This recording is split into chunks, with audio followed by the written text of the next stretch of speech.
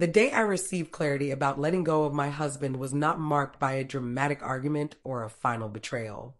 Instead, it arrived in the quiet moments of reflection, in the spaces between words left unsaid and promises broken long ago.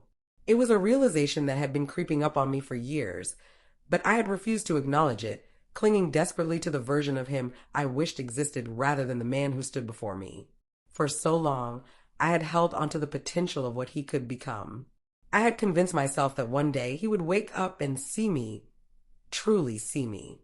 He would recognize the depth of my love, the unwavering support I had given him, and the sacrifices I had made in the name of our marriage. I believed that love was about endurance, about standing firm through the storms, about fighting for something you believed in.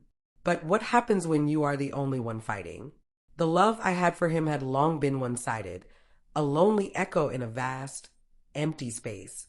He had cheated. He had gaslit me. He had made me question my worth, my sanity, my very existence.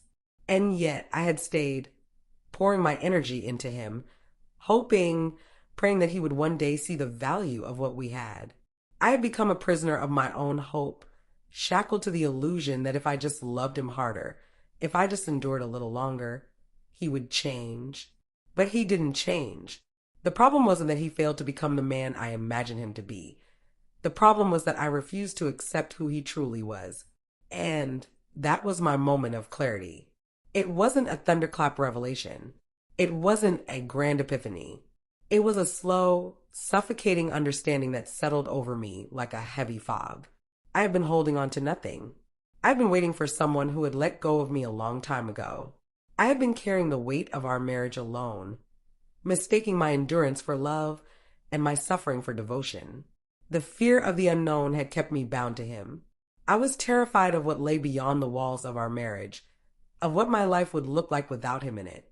But as I sat in the silence of our home, a home that had long since stopped feeling like a sanctuary, I realized that the future held something far scarier than the unknown. The certainty that if I stayed, I would lose myself entirely. Letting go wasn't just about walking away from him. It was about walking toward myself.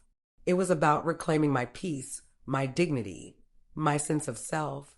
It was about understanding that love should never feel like a battlefield, that I shouldn't have to fight to be seen, to be valued, to be respected.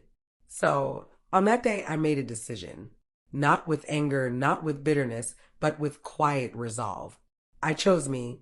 I chose my peace over his chaos, my happiness over his neglect, my future over our past. I let go of the illusion, of the potential, of the fantasy I had clung to for so long. And in that moment, I felt something I hadn't felt in years. I chose freedom.